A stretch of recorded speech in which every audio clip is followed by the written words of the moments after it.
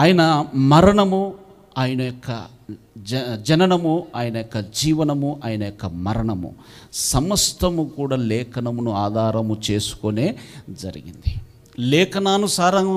లేఖనానుసారముగానే ఆయన జన్మ, లేఖనానుసారముగానే ఆయన యొక్క ప్రయాణము, ఆయన యొక్క జీవితము, లేఖనానుసారముగానే ఆయన యొక్క మరణము, లేఖనానుసారముగానే ఆయన పునరుద్ధానుడు, లేఖనానుసారముగానే ఆయన రాకడ. హల్లెలూయా. లేఖనములో లేకుండా మనిషి కొరకు ఆయన నియమించిన సమస్తము లేఖనములో ఉంది గనక మనిషికి ఒక ధైర్యము. ఏ మార్గములో వెళుతూ ఉన్నాడో, ఏ మార్గములో నేను వెళుతూ ఉన్నాను, నేను వెళుతున్నటువంటి మార్గము సరైనదా కాదా అని గ్రహించుకునేటువంటి కృప ఆయన ఈ లేఖనము ద్వారా మానవ జాతికి ఆయన అందజేశాడు. హల్లెలూయా. కాబట్టి ఆ యొక్క GPS, మనకి ఈరోజు GPS వచ్చి చాలామందిని బ్రతికించేస్తుంది. లేకపోతే ఎంత ఇబ్బంది పడ్డారో మీరు ఈ యొక్క ఫోన్లో లేని ఒక మనిషిని ఫైండ్ అవుట్ చేసుకోవడానికి, అడ్రస్ కనుక్కోవడానికి ఎంత కష్టపడ్డారో మీరు గత 20 సంవత్సరాలు 30 ఏళ్ళ వాళ్ళు ఇక్కడ ఉన్న వాళ్ళకి అర్థమవుతుంది. ఇప్పుడు GPS వచ్చింది, ఆన్ చేసుకోవడం, వెళ్ళిపోవడం. హల్లెలూయా. మనకు GPS ఏంటి? ఇదిగో ఆయన యొక్క జీవ గ్రంథము. హల్లెలూయా. మన GPS మన బైబుల్. హల్లెలూయా. బైబిల్కి వెళదాం, ఒకసారి లేఖనం చూద్దాం. ఆయన మరణించినటువంటి ఆ యొక్క సబ్జెక్ట్లోకి వెళ్ళి క్లుప్తంగా ధ్యానం చేద్దాం. మత్తయి సువార్త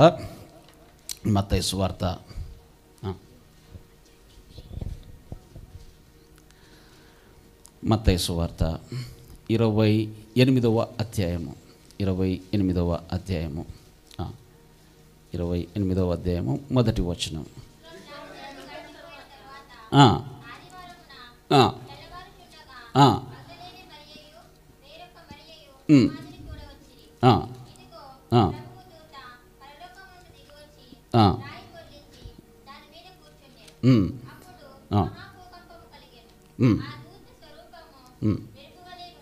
అవును. హల్లెలూయా. చాలా అక్కడ మనకు ఒక మాట కనిపిస్తూ ఉంది. అక్కడ రాయబడినటువంటి మాట విశ్రాంతి దినము గడిచిన తర్వాత, అదొకటి గుర్తుపెట్టుకోండి. మార్కు సువార్త 16వ అధ్యాయము, మొదటి వచనం. మార్కు సువార్త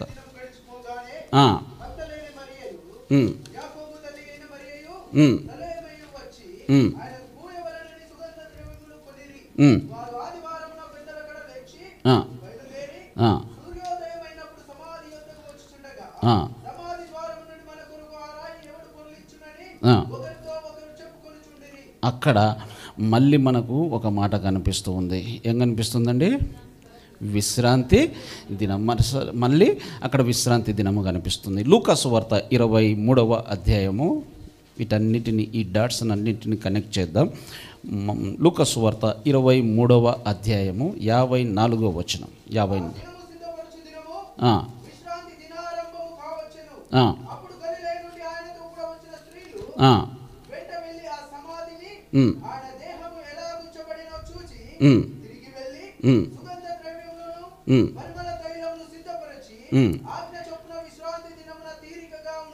చాలు. చివరి వచనం ఇదొక్కటి చదువుకొని మనం వాక్యంలోకి వెళ్దాం. యోహాను సువార్త 19వ అధ్యాయము 19th చాప్టర్ 31.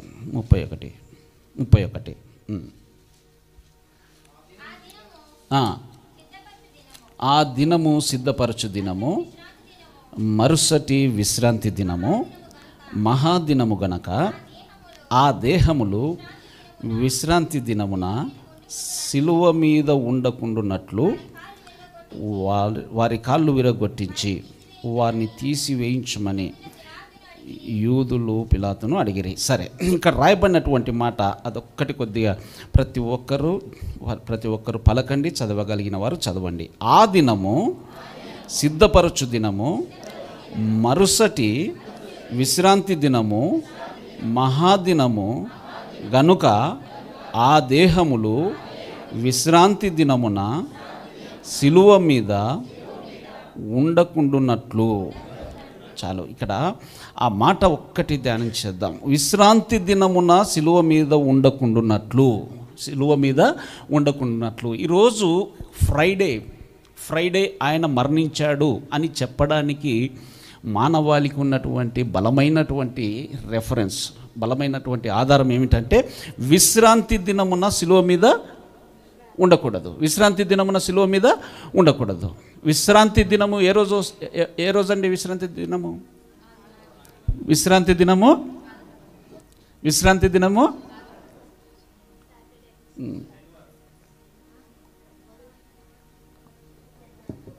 ఓకే,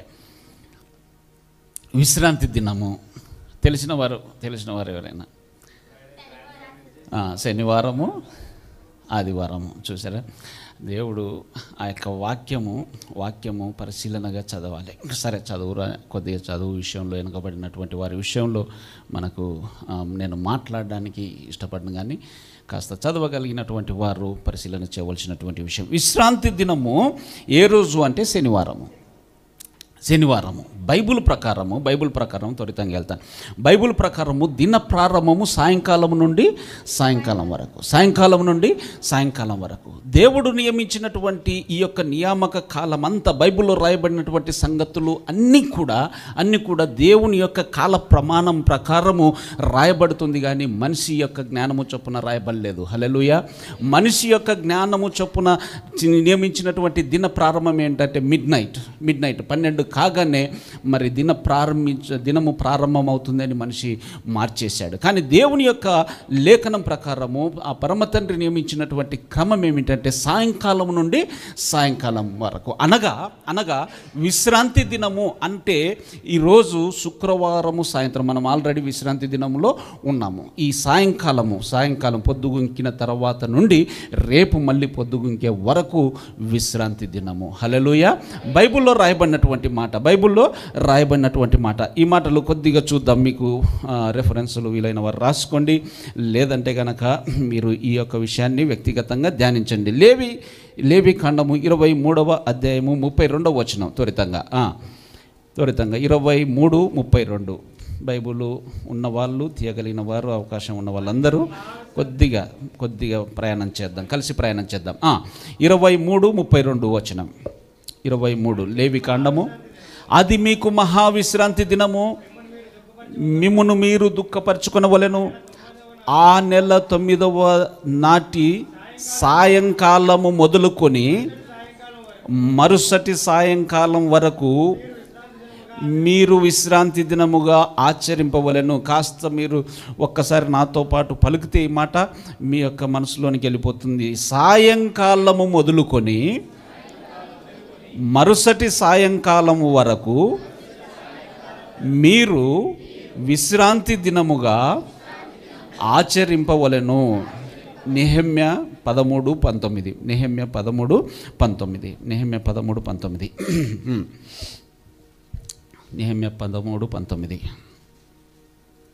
తీసిన వాళ్ళు చదవండి. నెహెమ్యా 13:19. హల్లెలూయా. నెహెమ్యా 13:19. మరియు విశ్రాంతి దినమునకు చీకటి పడినప్పుడు యెరూషలేము గుమ్మములను మూసివేయవలననియు విశ్రాంతి దినము గడుచు వరకు వాటిని తీయకూడదనియు నేను ఆజ్ఞాపించితిని. ఎప్పటి నుండి ఎప్పటి వరకు అంటున్నాడు?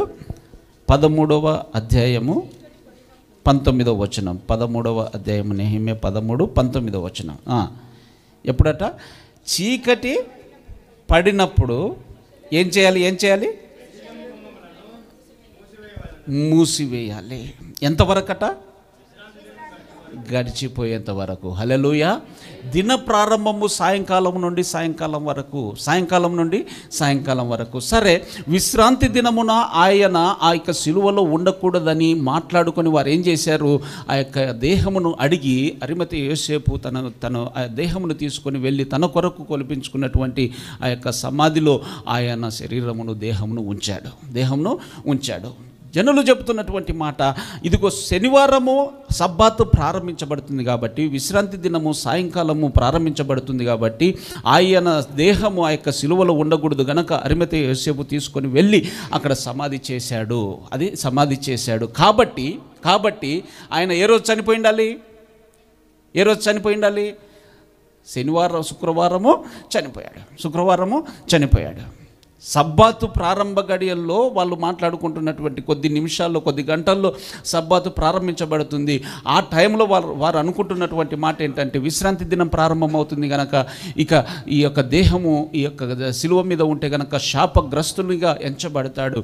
ఆయన శాపగ్రస్తులలో లెక్కలో చేర్చబడకూడదు గనక ఆయన ఆ యొక్క శిలువలో ఉండకూడదు, తీసి ఆయన దేహమును సమాధిలో పెట్టాలి అని త్వరపడి ఆ యొక్క దేహమును తీసి ఆ యొక్క సమాధిలో పెట్టడం జరిగింది. అందుకొరకు వాళ్ళు చెబుతున్నటువంటి మాట ఏంటంటే, నేను సంవత్సరాలు నమ్మినటువంటి మాట, శుక్రవారము ఆయన మరణించాడు, శుక్రవారం ఆయన సిలువ వేయబడ్డాడు.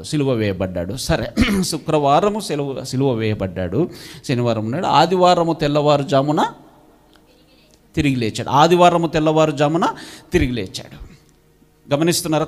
కాస్త ఫాలో కాండి, కాస్త ఫోకస్ చేయాలి, ఎందుకంటే రెగ్యులర్ సబ్జెక్ట్ కాదు ఇది. ప్రసంగాల్లో రకాలుగా చెబుతూ ఉంటాను కదా, కొద్దిగా ఉపదేశం ఇది కాబట్టి కొద్దిగా నాతో కలిసి ప్రయాణం చేయండి. కాస్త మీ మనసు కొద్దిగా స్ట్రాంగ్గా కేంద్రీకరించాలి, బలంగా కేంద్రీకరించాలి. సరే, శుక్రవారము ఆయన చనిపోయాడు. ఆయన ఆదివారము తెల్లవారుజామున తిరిగి లేచాడు. సరే, లేఖనం చెప్తున్నటువంటి మాట మత్తయి సువార్త 12వ అధ్యాయము, త్వరితంగా 12వ అధ్యాయము 40వ వచనం. మత్తయి సువార్త 12వ అధ్యాయం 4వ వచనం. మత్తయి సువార్త 12:40. యోనా 3 రాత్రింబగళ్ళు తిమింగలము కడుపులో ఏలాగుండెనో అలాగు మనుష్య కుమారుడు 3 రాత్రింబగళ్ళు భూగర్భములో ఉండును. 3 రాత్రింబగళ్ళు భూగర్భములో ఉండును. యోనా ఏ విధంగా 3 రాత్రులు 3 పగళ్ళు, 3 days and 3 nights. ఇంగ్లీష్లో డిస్ప్లే చేయగలరా? ఇంగ్లీష్లో డిస్ప్లే చేయండి. ఈ లోపుగా యోనా గ్రంథము 1వ అధ్యాయము 17వ వచనం. యోనా 1:17. యోనా 1:17. 17.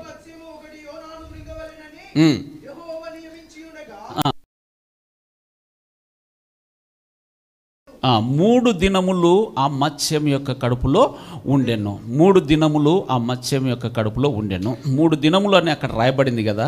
ఇంగ్లీష్లో చదివితే గనక 1వ అధ్యాయము 17వ వచనములో అక్కడ రాయబడిన మాట. ఇంగ్లీష్ వచ్చిన వాళ్ళు ఎవరైనా ఉంటే కనుక చదువుతారా? మీ మొబైల్లో ఉంటుంది కదా ఇంగ్లీష్ వచ్చిన వారు. మహేందర్ రాయలరా, ఇక్కడ ఉంది నా బైబిల్ తీసుకొచ్చాను రా. ఇది king James version. King James version ఇంగ్లీష్లో రాయబడినటువంటి మాట. కాస్త కొద్దిగా ఓర్చుకోండి. ఇది ఒక ప్రత్యేకమైన ఉపదేశం కాబట్టి ఈ మాట చదువు. ఇది యెహోవా అనేది అది హిబ్రూ భాషలో రాశాడు. Okay. Now Yehovah had prepared a great fish to swallow up Jonah, and Jonah was in the belly of fish 3 days and 3 nights. 3 days and 3 nights. 3 days and 3 nights. అందరికీ డే అండ్ నైట్ అందరికీ అర్థమయ్యే వాళ్ళు ఉన్నారు, English చక్కగా మాట్లాడే వాళ్ళు ఉన్నారు. దేవునికి స్తోత్రం, హల్లెలూయా. వారే ఇంగ్లీష్ మాట్లాడతారు, నేను స్వచ్ఛమైన పదాలు ఎదుగుతూ ఉంటాను, వాళ్ళే ఇంగ్లీష్లోకి ట్రాన్స్లేట్ అయిపోయారు. డే అంటే తెలియని వాళ్ళు ఉన్నారమ్మా. Day and night. డే అంటే పగలు, నైట్ అంటే రాత్రి. Day and night. ఇక్కడ ఏం రాయబడింది అక్కడ? 3 days and 3 nights. 3 days 3 nights అంటే 3 రాత్రులు 3 పగళ్ళు, 3 రాత్రులు 3 పగళ్ళు, 3 రాత్రులు 3 పగళ్ళు. ఇందాక మత్తయి సువార్త 12వ అధ్యాయము 40 వచనంలో 40లో ఏం చదివాము? మత్తయి సువార్త 40 40లో 12వ అధ్యాయము 3 రాత్రి 3 రాత్రి అందరూ చెప్తాం 3 రాత్రి మగలు, 3 రాత్రులు 3 పగళ్ళు. ఇంగ్లీష్లో 40.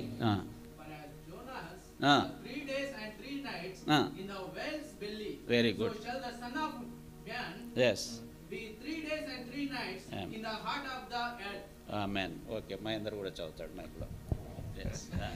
For as Jonas was 3 days and 3 nights in the whale's belly, so shall the Son of Man be 3 days and 3 nights in the heart of the earth. 3 days and 3 nights. 3 రాత్రులు 3 పగలు. 3 days 3 nights. 3 days 3 nights. 3 రాత్రులు 3 పగలు. బాగా ఈ మాట మీ హృదయంలోనికి వెళ్ళిపోవాలి. ఇంకా ఎవరైనా ఇంగ్లీష్ చదవగలిగిన వారు, అంటే చదివే వాళ్ళు ఉన్నారులే, అన్న వాళ్ళు చదవగలరు. కానీ యూత్ ఎవరైనా ఇంకొకరు, ఎందుకంటే మహేందరు మీ మనిషి కాబట్టి ఏదో కాస్త అభిమానం మీద చదువుతూ ఉన్నాడు. కొత్తగా వచ్చిన వారు ఎవరైనా ఇంగ్లీష్ కొత్తగా వచ్చిన వారు ఎవరైనా రాహులా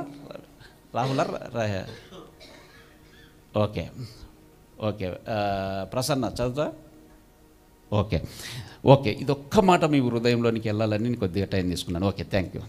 3 days 3 nights. 3 days 3 nights. 3 days and 3 nights. 3 రాత్రులు 3 పగళ్ళు. సరే, శుక్రవారము రాత్రి చనిపోయాడు, శుక్రవారము సాయంకాలం చనిపోయాడు. సమాధి చేసింది ఎప్పుడు? శుక్రవారము సాయంకాలం, పొద్దుగుంకే వేళ. ఆయన శుక్రవారం రాత్రి సమాధిలో ఉన్నాడు. శనివారం పగలు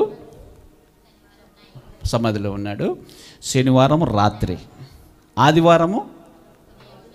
ఆదివారము తెల్లవారుచుండగా 28 మొదటి మత్తయి సువార్త 28 మొదటి వచనం 28 మొదటి వచనం. విశ్రాంతి దినము గడిచిపోయిన తర్వాత ఆదివారమున తెల్లవారుచుండగా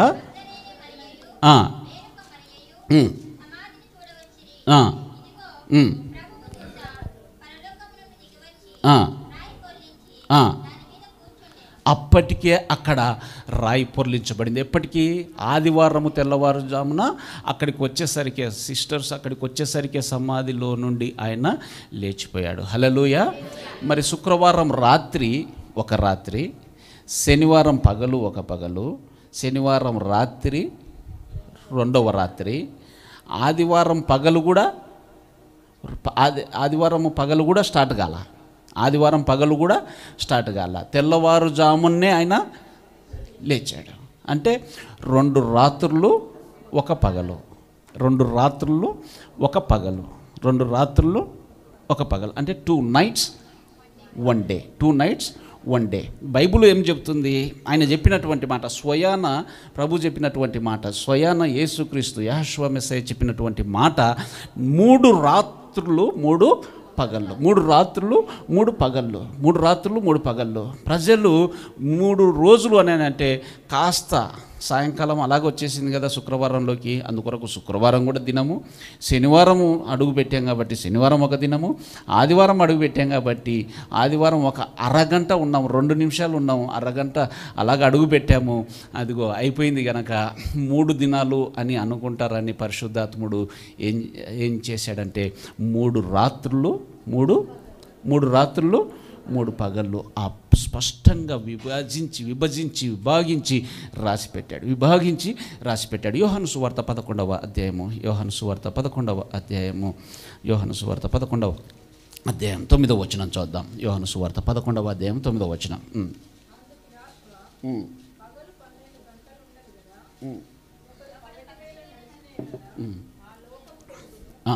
అమ్మా నువ్వు చదువు, నువ్వు నా కొరకు నేను రాసి ఇచ్చాను అనుకుంటారు మళ్ళీ, అంటే మన వాళ్ళు కాదు లైవ్లో. చెప్పమ్మా. అందుకు యెహోషువ పగలు, అందరం చెబుదామా, పగలు 12 గంటలు ఉన్నాయి కదా. చాలమ్మా. పగలు ఎన్ని గంటలమ్మా? పగలు 12 గంటలు. అంటే రాత్రి పగలు 12 గంటలు, రాత్రి పగలు 12 గంటలు ఉన్నాయి కదా. ఈ మాట ఎవరు చెప్పిందమ్మా? ఎవరు చెప్తుంది? ఎవరమ్మా? యేసు చెబుతున్నటువంటి మాట, యాషువ మెస్సయ్య స్వయాన చెబుతున్నటువంటి మాట. పగలు 12 గంటలు ఉన్నాయి కదా, పగలు 12 గంటలు ఉన్నాయి కదా. అనగా 3 రాత్రులు 3 పగళ్ళు, 3 12 కలిపితే ఎంత అవుతుందండి? 36. మళ్ళీ రాత్రికి 3 12లు కలిపితే ఎంత అవుతుంది? 36 కలిపితే 72 అవర్స్, 72 గంటలు ఆయన సమాధిలో ఉండాలనేది ఆయన యొక్క ప్రవచనం. యోనా గూర్చినటువంటి ఈ యొక్క సూచన తప్ప ఈ యొక్క మానవాళికి మరి ఏ సూచన ఇవ్వబడదు. 3 ఏ విధంగా ఉండెనో మనుష్య కుమారుడు 3 రాత్రింబగళ్ళు భూగర్భంలో ఉండును. 3 రాత్రులు 3 పగళ్ళు, 3 రాత్రులు 3 పగళ్ళు. అందుకొరకే గమనించండి ప్రియులారా, ఆయన చనిపోయినటువంటి దినము ఫ్రైడే అనేటువంటిది ఈ లేఖనాన్ని ఆధారం చేసుకొని అది సత్యమని అంగీకరించడానికి అదే యోగ్యమైనదిగా కాదు. 3 రాత్రులు 3 పగళ్ళు. శుక్రవారం ఆయన చనిపోతే గనక ఆయన సమాధిలో ఉన్నటువంటి సమయము 2 రాత్రులు 1 పగలు, 2 రాత్రులు 1 పగలు. లేఖనము అది సమర్థించదు. ఆ రోజు వారికి ఇవ్వబడినటువంటి కృపలో అది జరిగించుకుంటూ వచ్చారు. దేవునికి మహిమ. హల్లెలూయా. వారి యొక్క పునాదుల మీద మనం కట్టబడుతూ ఉన్నాం. వాళ్ళ యొక్క పునాది మీద కట్టబడుచు ఉండగా వారిని మనము తక్కువ చేయడం లేదు. వారి యొక్క శ్రమ, వారి యొక్క ప్రయాస, వారి యొక్క ప్రేమ, వారి యొక్క త్యాగము ఎనలేనిది. అది వారి యొక్క పాదముల కింద ధూళితో కూడా సమానం కాము. నా మట్టుకు నేను అదే ఎంచుకుంటాను. కానీ ఆయన కృప ఏంటంటే వాక్యము ఎప్పుడైతే జ్ఞానం విస్తరిస్తూ ఉందో వాక్యములోని మర్మములు పసి బాలురు సైతము ఘనమైన సంగతులు చెప్పుకుంటూ వస్తున్నారు. హల్లెలూయా. సరే, అక్కడ చూస్తే గనక శుక్రవారము చనిపోయాడు, శుక్రవారం మరణించాడు అనడానికి లేఖనము అంగీకరించదు. మరి ఎప్పుడు చనిపోయాడు? కాస్త ధ్యానిస్తే గనక యోహాను సువార్త 19వ అధ్యాయము, ఇందాక చదివా 31వ వచనం. యోహాను సువార్త 19:31. ఆ దినము సిద్ధపరచు దినము, మరుసటి దినము మరుసటి విశ్రాంతి దినము అందరు మరుసటి విశ్రాంతి దినము మహాదినము. ఆ మహాదినము దగ్గర మహావిశ్రాంతి దినం అని చదవండి. మహావిశ్రాంతి దినము అనగా ప్రతి వారము వచ్చేటువంటి సబ్బాతు విశ్రాంతి దినము. మహావిశ్రాంతి దినము అనగా లేవికాండము 23వ అధ్యాయములో ఆయన నియమించినటువంటి పండగలు, ఆ పండగలు వివరిస్తున్న సమయములో అక్కడ చెబుతాడు, మొదటి దినము మీకు విశ్రాంతి దినము. హల్లెలూయా. మొదటి దినము విశ్రాంతి దినము, 7వ దినము విశ్రాంతి దినము. ఈ విశ్రాంతి దినమును ఆయన మహావిశ్రాంతి దినముగా 23 ఇందాక చదివాం కదా, 23 32వ వచనం, 32 లేవికాండము 23 అది మీకు మామూలు విశ్రాంతి దినము, వారం వచ్చేటువంటి విశ్రాంతి దినం వేరు. ఇది మహావిశ్రాంతి దినము. ప్రతి పండగ విషయంలో ఆయన నియమించినటువంటి ఆ మాట ఒకసారి గనక జ్ఞాపకం చేసుకుంటే గనక ఇక్కడ చూడండి 37వ వచనం, 37 అదే యెహోవా నియమించిన విశ్రాంతి దినములు గాకయు, విశ్రాంతి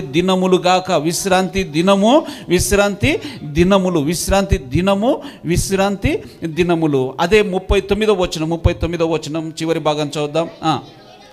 7వ నెల 15వ దినమున మీరు భూమి పంటను కూర్చుకొనగా 7 దినములు యెహోవాకు పండగ ఆచరింపవలెను. మొదటి దినము విశ్రాంతి దినము, 8వ దినము విశ్రాంతి దినము. శుక్రవారము సాయంత్రం నుండి శనివారం సాయంత్రం వరకు వచ్చే విశ్రాంతి దినం వారం వారము విశ్రాంతి దినము సబ్బాతు అయితే, పండగ దినము, పండగ మొదటి దినము, పండగ 7వ దినము లేకపోతే 8వ దినము, పస్కా పండుగ 7 దినములు, పర్ణశాల పండుగ 8 దినములు జరిగించబడుతూ ఉంది. ఆ మొదటి దినము 7వ దినం, మొదటి దినము 8వ దినము అది మహా విశ్రాంతి దినముగా పరిగణలోనికి తీసుకోవాలి. హల్లెలూయా. అందుకొరకే అక్కడ రాయబడినటువంటి మాట, ఆ దినము సిద్ధపరిచేటువంటి దినము. దేన్ని సిద్ధపరిచేటువంటి దినము?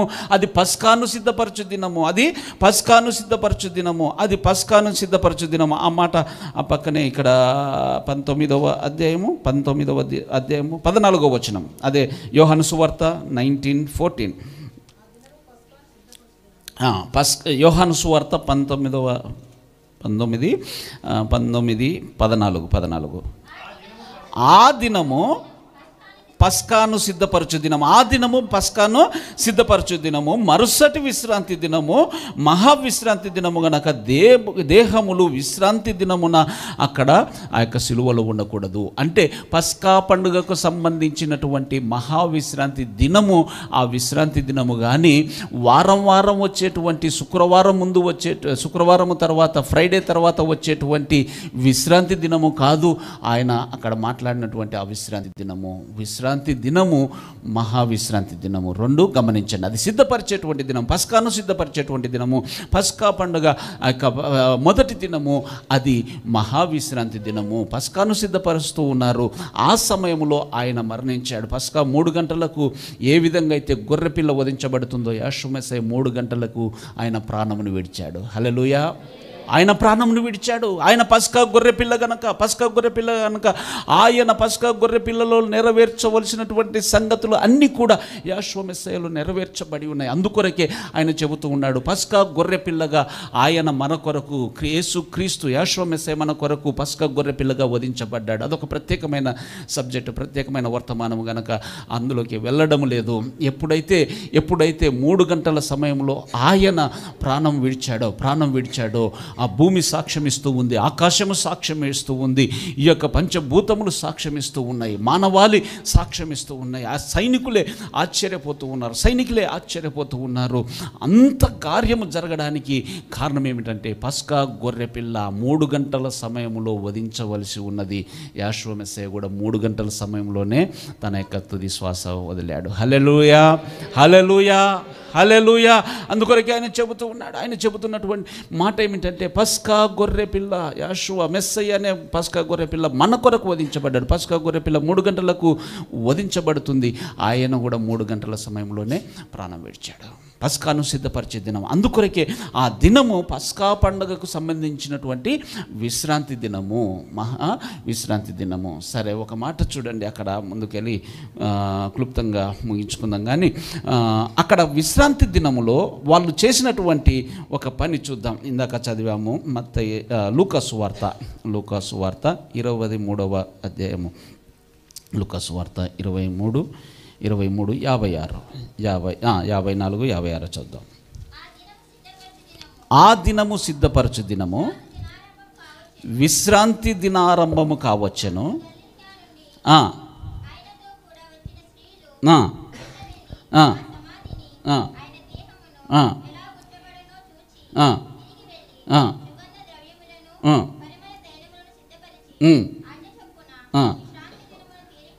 చాలమ్మా, ఒక మాట ఇక్కడ చూడండి. ఆ దినము సిద్ధపరచు దినము విశ్రాంతి దిన ఆరంభము కావచ్చును. ఆ దినము సిద్ధపరచు దినము విశ్రాంతి దిన ఆరంభము కావచ్చును.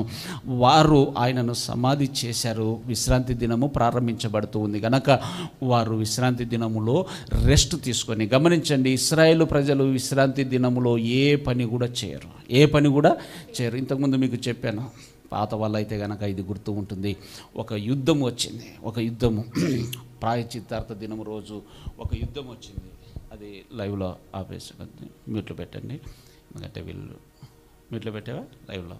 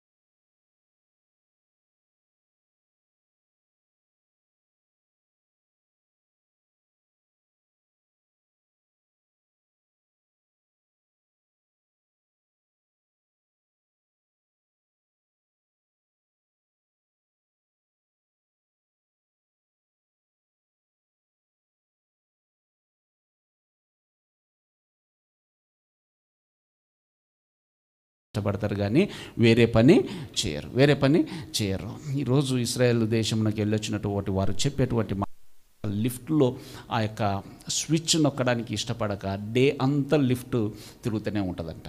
డే అంతా లిఫ్ట్ తిరుగుతూనే ఉంటుంది. ఆ సాటర్డే సబ్బాతు విశ్రాంతి దినము ఏ బిజినెస్ కూడా ట్రైన్ తిరగదు, మరి ఏ షాప్ కూడా ఓపెన్ ఉండదంట. అంత నిష్టగా ఆచరిస్తారు. ఎందుకు ఈ మాట చెబుతున్నాను, హైలైట్ చేస్తూ ఉన్నానంటే, విశ్రాంతి దినమున గడిచిపోయిన తర్వాత వారు వెళ్ళి సుగంధ ద్రవ్యములు వారు కొని తీసుకొని వచ్చారంట. కొనడం అనేది అది అసంభవం. కారణం ఆ యొక్క విశ్రాంతి దినాన్ని అంత ఘనంగా ఆచరిస్తారు. అనగా ఆ విశ్రాంతి దినము గడిచిపోయిన తర్వాత ఇంకొక దినము, ఏ దినము? సామాన్యముగా జనజీవన స్రవంతిలో కలిసిపోయేటువంటి ఒక దినము అక్కడ వచ్చింది. ఆ దినములో వారు వెళ్ళి ఆ యొక్క సుగంధ ద్రవ్యములను కొన్నారు. సో ఇప్పుడు సుగంధ ద్రవ్యములను కొనేటువంటి ఒక రోజు, ఖాళీ రోజు వచ్చింది. దానికంటే ముందు ఒక విశ్రాంతి దినం వచ్చింది. ఈ యొక్క సుగంధ ద్రవ్యములు కొన్న తర్వాత చూడండి 56వ వచనం కొద్దిగా ఇబ్బందిగా ఉంటుంది. కాస్త ఫాలో కావడానికి ట్రై చేయండి. మళ్ళీ మీరు చదవాలి. మరి 4-5 సార్లు నేను ఈ విషయాలు స్టడీ చేస్తున్నప్పుడు చాలా డీప్గా స్టడీ చేయవలసి వచ్చింది. మాటికి చదివి మాటికి అవి ఒక్కొక్కటి అర్థం చేసుకోవడానికి టైం పట్టింది. మీకు కూడా ఖచ్చితంగా టైం పడుతుంది. లూకా సువార్త 23వ అధ్యాయము 55, 56, 55, 56. గలిలయ నుండి ఆయనతో కూడా వచ్చిన స్త్రీలు వెంట వెళ్ళి ఆ సమాధిని, ఆయన దేహమును ఎలాగ ఉండెనో చూచి తిరిగి వెళ్ళి సుగంధ ద్రవ్యములను, పరిమళ తైలములను సిద్ధపరిచి ఆజ్ఞ చొప్పున విశ్రాంతి దినమున తీరికగా ఉండిరి. అంటే శుక్రవారము వారు సుగంధ ద్రవ్యములను కొన్నారు. మళ్ళీ శనివారము ఆజ్ఞ చొప్పున విశ్రాంతి దినం వచ్చింది. విశ్రమించారు. అక్కడ శుక్రవారము వారు కొన్నారు. అంటే గురువారము మహా విశ్రాంతి దినము. గురువారం ఎప్పుడు ప్రారంభించబడుతుందండి? లేఖనం ప్రకారం గురువారం ఎప్పుడు ప్రారంభించబడుతుంది? బుధవారము సాయంకాలం నుండి గురువారము సాయంకాలం వరకు. బుధవారము సాయంకాలం నుండి గురువారం సాయంకాలం వరకు బుధవారము సాయంకాలం నుండి గురువారము సాయంకాలం వరకు. పస్కా పండుగ సిద్ధపరచు దినము మరుసటి దినం విశ్రాంతి దినం అని ఉంది కదా. ఆ విశ్రాంతి దినము గురువారం అయిపోయిన తర్వాత శుక్రవారం వచ్చింది. ఆ శుక్రవారం వీరు సుగంధ ద్రవ్యాలు కొన్నారు. మళ్ళీ వెంటనే ఫ్రైడే సబ్బాతు ప్రారంభమైంది. విశ్రాంతి ఆజ్ఞ చొప్పున విశ్రమించారు. మరుసటి దినం తెల్లవారుచుండగా అక్కడికి వెళ్ళేసరికి సమాధిలో ఆయన లేడు. హల్లెలూయా. లేఖనం ప్రకారము కాస్త మనం ధ్యానం చేస్తే గనక ఆయన మరణించినటువంటి దినము బుధవారము. అంగీకరించడానికి కష్టమైన ఒక ప్రవచన నెరవేర్పు చూద్దాం. దానియేలు గ్రంథము చూద్దాం. దానియేలు గ్రంథము 9వ అధ్యాయము. 9వ అధ్యాయము 25వ వచనం. 20 లేదంటే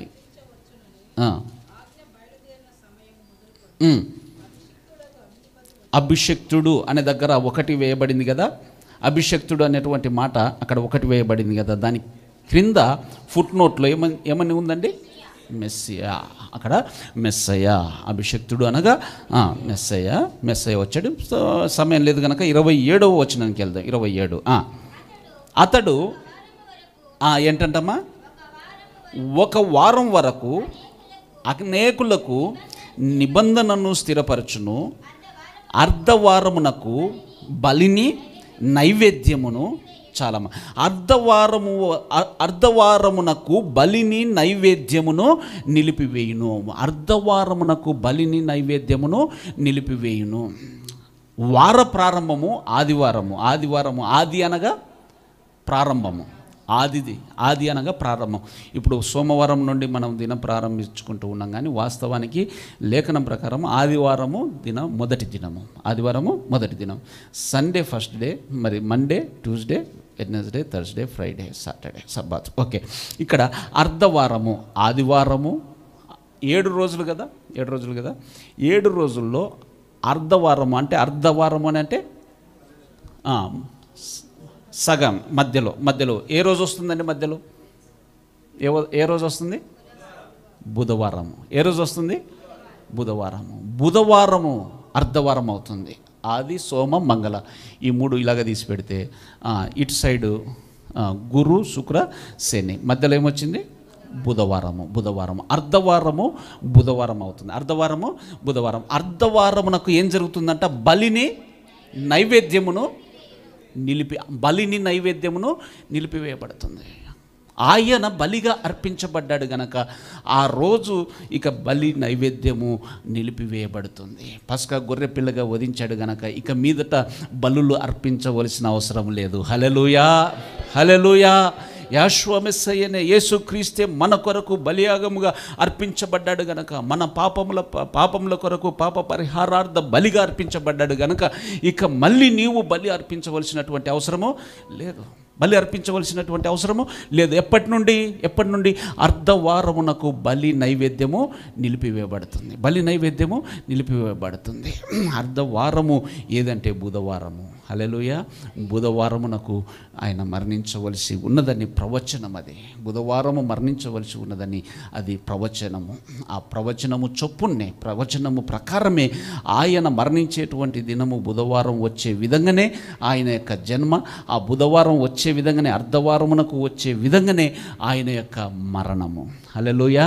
ఆయన మరణము, ఆయన జననము, ఆయన యొక్క జీవనము, ఆయన యొక్క పునరుద్ధానము, ఆయన రాకడ సమస్తము కూడా లేఖన ప్రకారమే. లేఖనము లేకుండా ఆయన జీవితంలో ఏది కూడా జరగలేదు. బుధవారము సాయంకాలము ఆయన మరణించాడు. ఆ బుధవారము రాత్రి నుండి ఇప్పుడు కౌంట్ చేయండి, ఇప్పుడు లెక్క పెట్టండి. బుధవారము సాయంకాలము సమాధి చేశారు. బుధవారం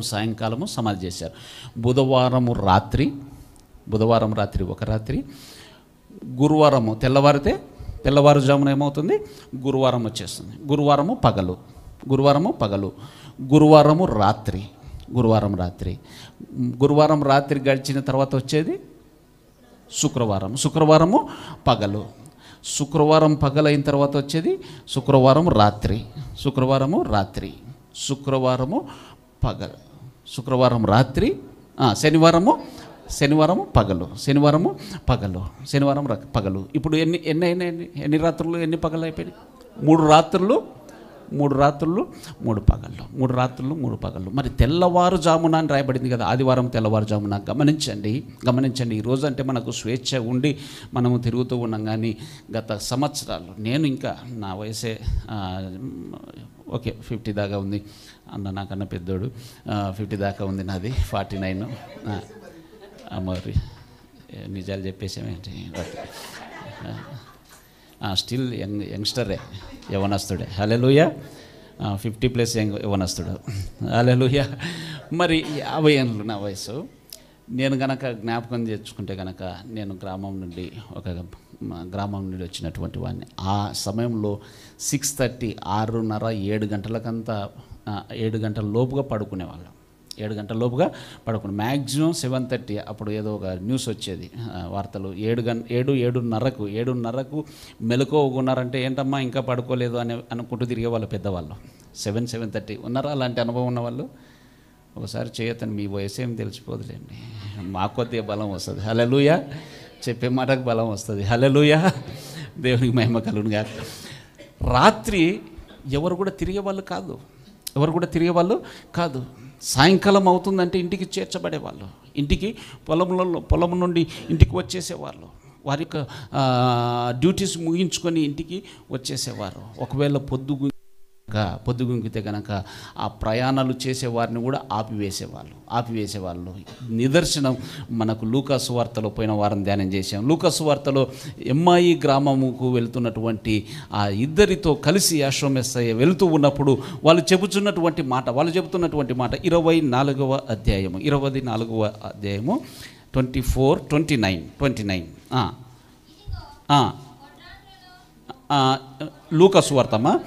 లూకాసు వార్త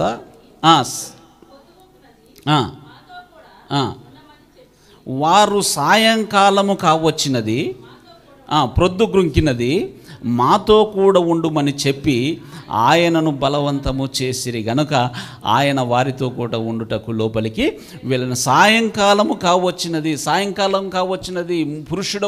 పురుషుడవైన ప్రయాణం చేయడం ఎందుకంటే ప్రమాదము, ప్రయాణం చేయడం ఎందుకంటే ప్రమాదం. కాబట్టి మీరు మా ఇంట్లో ఉండిపోండి, ఈ రాత్రి ఉండిపోండి. సాయంకాలం కావచ్చింది, ప్రయాణము ప్రమాదకరము, కాబట్టి మీరు ఆగిపోండి అని చెప్పి వారు రిక్వెస్ట్ చేస్తే యెహోషువ మెస్సీయ వారితో కూడా ఉండిపోయాడు. హల్లెలూయా.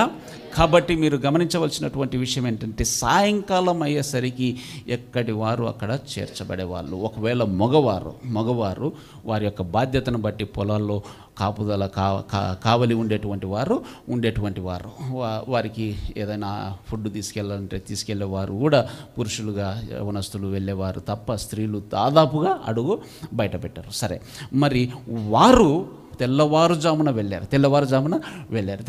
వెళ్ళేసరికి అక్కడ లేచి ఉన్నాడు. సరే, ఇప్పుడు ఆదివారమున లేచాడు అనుకుంటే గనక మళ్ళీ శనివారం రాత్రి వచ్చి పడుతుంది. శనివారం రాత్రి అక్కడ వచ్చేస్తుంది, లెక్కలోనికి వస్తుంది. కాబట్టి అప్పుడేమైంది, 3 పగళ్ళు 4 రాత్రులు అవుతాయి. 3 పగళ్ళు 4 రాత్రులు అవుతాయి. మళ్ళీ లేఖనము నెరవేర్చబడదు. 3 రాత్రులు 3 పగళ్ళే.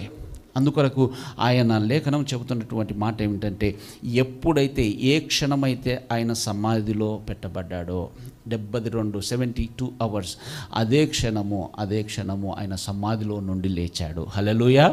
అంటే ఆదివార ప్రారంభము శనివారం సాయంకాలం నుండే ప్రారంభించబడుతుంది లేఖనం ప్రకారము. వారు ఆదివారం సాయంకాలం అంటే శనివారం రాత్రి సమాధి దగ్గరికి వెళ్ళలేరు గనక వారు ఆదివారం తెల్లవారుజామున వెళ్ళారు. అప్పటికైనా లేచి ఉన్నాడు. అనగా ఈ యొక్క సబ్బాతు ముగింపు గడియల్లో ఆయన లేచాడు, సమాధి గెలిచాడు, సమాధిలో నుండి లేచాడు అనేది లేఖనంలో నుండి మనము గమనించవచ్చు. సరే, ముగింపులోకి వచ్చాం. ఏమిటి ఈ యొక్క సారాంశము? లేఖనంలో ఉన్నటువంటి ఈ యొక్క సారాంశం ఏమిటంటే 2 మాటలు చెప్పి ముగిస్తాను. ఒక రాజు ప్రసంగం చేస్తూ ఉంటే బాబా ఏం మాట్లాడాడు అసలు. దేవుడు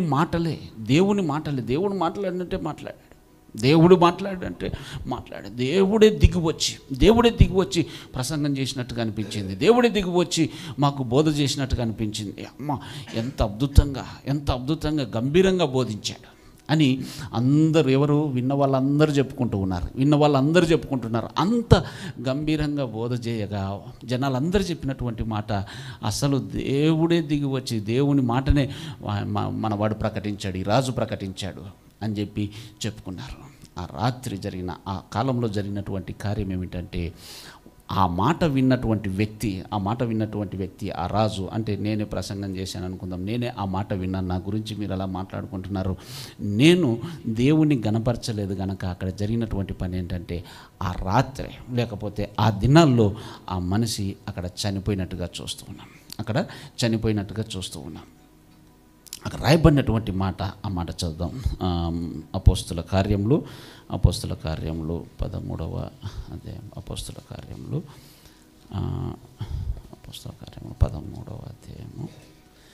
13వ అధ్యాయము 12వ అధ్యాయము 21, 22 నియమింపబడిన దినమందు హేరోదు రాజవస్త్రములు ధరించుకొని న్యాయపీఠం మీద కూర్చుండి వారి ఎదుట ఉపన్యాసము చేయగా జనులు ఇది దైవస్వరమే గాని మానవ స్వరము కాదని కేకలు వేసిరి. దేవుని మహిమపరచనందున వెంటనే ప్రభుదూత అతన్ని మొత్తెను గనక ఏమంట అందరూ చెప్పాలి. ఏమంట? ముందు మాట కూడా చూద్దాం. ఏం జరిగిందట? మాటనే దేవుణ్ణి మహిమపరచనందున ప్రభుదూత అతన్ని మొత్తెను గనక పురుగులు పడి ప్రాణము విడిచెను. వాళ్ళన్నమాట ఏంటండి? ఇది దైవ స్వరమే కానీ మానవ స్వరము కాదు.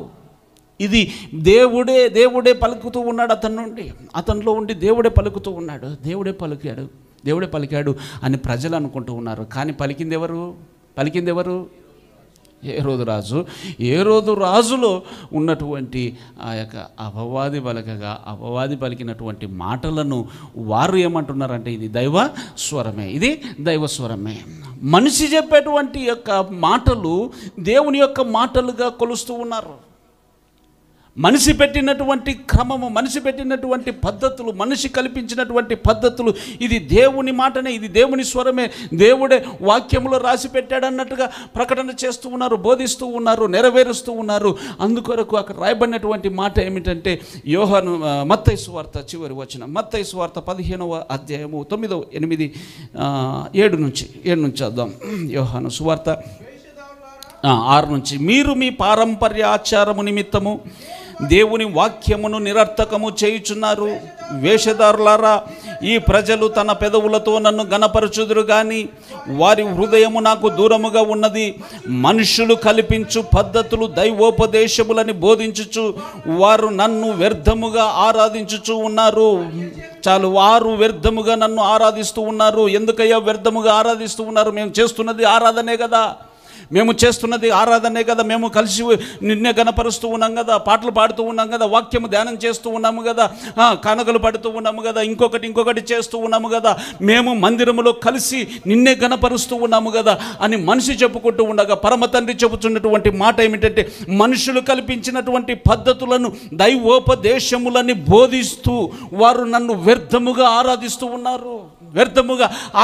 ఉన్నారు. ఆత్మతో సత్యముతో ఆరాధించేటువంటి క్రమం ఒకటి ఉంది, ఆరాధించినటువంటి పద్ధతుల చొప్పున ఆరాధించే క్రమం ఒకటి ఉంది. మానవాళికి దేవుడిచ్చినటువంటి ఇంగిత జ్ఞానమును బట్టి మనిషికి ఆయన ఇచ్చినటువంటి ఆయన రక్తము చేత కడగబడినటువంటి బిడ్డకు ఆయన వరముగా దయచేసిన పరిశుద్ధాత్ముడు ఆయనలో ఉన్నాడు గనక, ఆ వ్యక్తిలో ఉన్నాడు గనక పరిశుద్ధాత్ముని సహాయము ద్వారా తెలుసుకోవలసినటువంటి సంగతి ఇది మానవ పద్ధత, ఇది దైవ పద్ధత. మానవ పద్ధతినే దైవ పద్ధతి అన్నట్టుగా బోధిస్తే గనక పరిశుద్ధాత్ముడు లోన ఉండి చెప్పవలసినటువంటి మాట, పరిశుద్ధాత్ముడు చెప్పేటువంటి మాటను అక్కడ అంగీకరించి పరిశుద్ధాత్మునికి లోబడి మానవ పద్ధతులలో నుండి దైవ పద్ధతిలోనికి రావాలి. హల్లెలూయా. వ్యర్థముగా ఆరాధించే ఆరాధనలు ఉన్నాయి. దేవుని పేరట జరిగేటువంటి పరిచర్యలు ఉన్నాయి. ప్రతి పరిచర్య అది ఆయన కలుగజేసినదే అనుకోవాల్సిన అవసరం లేదు. వ్యర్థముగా ఆరాధిస్తున్నారు, వ్యర్థముగా పరిచర్య చేస్తూ ఉన్నారు, వ్యర్థముగా ప్రార్థన చేస్తూ ఉన్నారు, వ్యర్థముగా కానుకలు ఇస్తూ ఉన్నారు, వ్యర్థముగా ఏదేదో చేస్తూ ఉన్నారు. అది నాకు అందడం లేదు, నాకు దూరముగా ఉంది. ఎందుకయ్యా? మనుషులు కలిగించినటువంటి పద్ధతులయ్యా అది. నేను ఎప్పుడైనా చెప్పానా? సమయం లేదు కనుక ఇంకోసారి నేను చూపిస్తాను. ఇర్మియా గ్రంథంలో ఆయన చెప్పినటువంటి మాట కనీసము నాకు అది తోచలేదు అంటే ఆయన తండ్రి చెబుతున్నటువంటి హృదయంలో నుండి చెబుతున్నటువంటి మాట నాకు తోచనటువంటి సంగతి అండి. మీరు సంఘంలో ప్రకటిస్తున్నారే, నాకు ఆలోచన కూడా రానటువంటి సంగతిని సంఘంలో ప్రకటిస్తూ ఉన్నారే, నా ఊహలో లేనటువంటి సంగతిని సంఘంలో జరిగిస్తూ ఉన్నారు. ఎవరు? మనల్ని కన్న తండ్రి చెబుతున్నటువంటి మాట, మనల్ని తన రక్తము చేత కడిగి కొన్నటువంటి ఆ కన్న ప్రేమ చెబుతున్నటువంటి మాట ఏమిటంటే, నా ఊహల్లో కూడా లేనటువంటి సంగతిని ఇదిగో ఈ కాపర్లు బోధిస్తూ ఉన్నారు, సంఘంలో ప్రకటిస్తూ ఉన్నారు. ఇది ఏంటట? వ్యర్థమైన ఆరాధన. మరొకసారి చదువు. పైన ఏం రాయబడినటువంటి మాట, మీ పారంపర్య ఆచార నిమిత్తము దేవుని వాక్యమును నిరర్థకము చేయుచున్నారు. ఆరాధన చేసుకో పర్వాలేదు, కానీ అక్కడ జరుగుతున్నటువంటి ప్రమాదం ఏమిటంటే దేవుని వాక్యము నిరర్థకమవుతుంది, దేవుని వాక్యము మరుగైపోతుంది, దేవుని వాక్యమే అసత్యమైపోతూ ఉంది. మనిషి కలిగించినటువంటి పద్ధతేమో సత్యముగా కనిపిస్తూ ఉంది, దేవుడు ఉపదేశించినటువంటి క్రమమేమో అది అసత్యముగా కనబడుతూ ఉంది. దానివలన జరిగే ప్రమాదం ఏంటి తెలుసా? అది దేవుని వాక్యమును నిరర్థకము చేసేంత శక్తి కలిగినటువంటి క్రియగా ఆ యొక్క మనిషి యొక్క పద్ధతి పనిచేస్తూ ఉంది. అందుకొరకే ఆయన వేదనతో చెబుతూ ఉన్నాడు, ఇదిగో ఈ ప్రజలు తమ పెదవులతో నన్ను గణపరచుదురు కానీ వారి హృదయము నాకు దూరముగా ఉన్నది. మనుషులు కల్పించు పద్ధతులు దైవోపదేశములని బోధించుచు వారు నన్ను వ్యర్థముగా ఆరాధిస్తూ ఉన్నారు అని యెషయా మిమ్మును గురించి ప్రవచించిన మాట సరి అయినదే. యెషయా ప్రవచించినటువంటి ప్రవచనము సరి అయినదే. ఆ మాట ఆయన ఊరికే చెప్పలేదు. ఆయన జరగబోచున్నటువంటి పరిచర్యలను దృష్టిలో పెట్టుకొని పరిశుద్ధాత్ముడు యెషయా ద్వారా ప్రవచించాడు. హల్లెలూయా, హల్లెలూయా, హల్లెలూయా. దేవుని వాక్యము నిరర్థకము చేసేటువంటి ఏ మానవ పద్ధతి అయినా ఆయన రక్తము చేత కడగబడినటువంటి బిడ్డకు ఉండవలసిన రోషం ఏమిటంటే, ఉండవలసినటువంటి వైరాగ్యం ఏమిటంటే, ఉండవలసినటువంటి ప్రేమ ఏమిటంటే, నా తండ్రి వాక్యమును నిరర్థకము చేసే నా కుటుంబ ఆచారమైన, నా కుల ఆచారమైన, కుల కట్లైన నా యొక్క ఏ పద్ధతి అయినా కానీ అది ఇక్కడ ఉండకూడదు. నా దేవుని వాక్యమే అత్యున్నతమైన స్థానము అని ప్రతి విశ్వాసి, ఆయన రక్తము చేత కడగబడి ఆయన ఆత్మను కలిగి ఉన్నటువంటి బిడ్డ ఆలోచించవలసినటువంటి ఆలోచన. హల్లెలూయా, హల్లెలూయా. మనుషులు కలిగించినటువంటి పద్ధతులను దైవోపదేశములుగా బోధిస్తూ ఉన్నారు. ఈరోజు పరిశీలన చేయవలసినటువంటి బాధ్యత నీ మీద నా మీద ఉన్నది. నీవు ఆ డెప్త్లోనికి వెళ్ళకపోతే ఆ యొక్క తీర్పు వేరే విధంగా ఉంటుంది. కానీ నీకు ఆ కృప ఉండి అక్కడ ఆగిపోతే ఆయన అడిగేటువంటి ప్రశ్న ఏంటంటే, ఇంకొక అడుగు తీసి ఇంకొక అడుగు ఎందుకు వేయలేకపోయావు? ఎందుకు వేయలేకపోయావు? ఆయన అడిగేటువంటి ప్రశ్న. నా దగ్గర 5 రొట్టెలు ఉన్నాయి, నా దగ్గర 5 బిర్యానీ ప్యాకెట్లు ఉన్నాయి. నేను తినేది రెండే. ఆకలి అనుకుంటూ వచ్చింది. నేను ఆ 3 బిర్యానీ ప్యాకెట్లు అవసరమైతే ఈ 2 కూడా త్యాగం చేసి ఇవ్వవలసినటువంటి ప్రేమలో ఉండవలసిన వాడిని ఈ 3 కూడా ఇవ్వలేని స్థితిలో ఉండి నా దగ్గర లేవు, రేపటికి నాకు కావాలి అని నేను పెట్టుకున్నాను అనుకోండి. ఆ తండ్రి నన్ను నిలదీసేటువంటి ప్రశ్న ఏంటంటే, నువ్వు ఎందుకు ఆ 3 ప్యాకెట్లు, కనీసం ఆ 3 నీకు అవసరం లేదు కదా, ఈ రాత్రికి నీ ప్రాణం అడిగితే వాడంతా సమకూర్చుకొని నా ప్రాణమా తిను, ఇక ఎంత తింటావో తిను, ఏ బార్కి వెళ్తావో వెళ్ళు, వానికి చెప్పి పెట్టు, నేను అక్కడే తాగి పడిపోతే నువ్వే తీసుకురారా ఇంటికి అని చెప్పి పెట్టు. ఎంత తాగుతావో తాగు, ఎంత తింటావో తిను, ఎంత ఎంజాయ్ చేస్తావో ఎంజాయ్ చేయి. నాకు విచిత్రం అవుతుంది. ఏంటది? వాచ్లు కోట్లు. వాచ్ పర్పస్ ఏంటంటే, ఉద్దేశం ఏంటి చెప్పండి? టైము. ఈ టైం ఇందులో ఉంది కదా అని వాచ్ కూడా, అంటే నేను అందరూ ఇలాగ ఉండాలని చెప్పట్లేదు, కానీ వాచ్ పెట్టుకున్న తప్పు పట్టట్లేదు. వాచ్ దాని కొరకే కదా, ఈ టైం ఎందుకు, దీనికి ఎందుకు ఇదని చెప్పి అది వాచ్ టైం చూసుకోవడానికి వాడు 2 కోట్లు పెట్టి కొంటాడు. కానీ ఎదట భిక్షగాడు కనిపిస్తే 2 రూపాయలు వేయలేడు. అడగడా తండ్రి? అరే, నీకు 2 కోట్లు పెట్టి అసలు ఎన్నిసార్లు చూస్తావు నువ్వు? రోజుకు ఎన్నిసార్లు చూస్తావు? 24 అవర్స్ చూసుకుంటుండలేవు కదా. 2 కోట్లు పెట్టి కొన్నానని అలాగనే చూసుకుంటుండలేవు. మరి నువ్వు చూసే 2-3 టైంలకు ఈ 2 కోట్లు పెట్టి కొన్నావు, కానీ ఆ ఎదుట ఉన్నటువంటి లాజర్కు ఓ ముద్ద అన్నం పెట్టలేకపోయావా? ఒకసారి అలాగ హాస్పిటల్కి తీసుకెళ్ళి చూయించలేకపోయావా? వాని కుక్కలు వచ్చి నాకుతా ఉన్నాయి కదా, కుక్కలు వచ్చి వానితో సహవాసం చేస్తున్నాయి కదా. నువ్వు తీసుకెళ్ళి అక్కడ ఉన్న డస్ట్బిన్లో పడేస్తావు, కానీ ఆ లాజర్ను పరామర్శించి కాస్త ఫుడ్ పెడితే ఈరోజు ఆ లాజరు నిన్ను జ్ఞాపకం చేసుకునేవాడు కదా. ఆ మాట, ఆ యొక్క క్రియ వలన నువ్వు పరలోకంలో అడుగు పెట్టేవాడివేమో కదా. తండ్రి నిశ్చయముగా నన్ను అడుగుతాడు. హల్లెలూయా. పరిశీలన చేయవలసినటువంటి బాధ్యత. మానవ పద్ధతులను పరిశీలన, అందరూ లేచి నిలబడదాం. పరిశీలన చేయండి. ఆయన లేఖనములో ఉన్నటువంటి సంగతులను పరిశీలన చేయండి. ఆయన లేఖనములో ధ్యానించగలిగితే కనుక, ఆ వాక్యమును ప్రేమించగలిగితే కనుక మానవ పద్ధతులు నీకు ఇట్టే అర్థమవుతాయి. అందరం కళ్ళు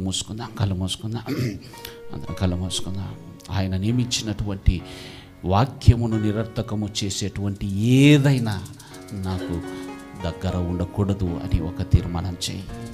నీ వాక్యమే నాకు కావాలి నాయనా. నీ వాక్యము లేకుండా నాకు ఈ లోకంలో మరి ఏది అక్కర్లేదు. నీ వాక్యమును నిరర్థకము చేసేటువంటి ఏది కూడా నాకు అక్కర్లేదు.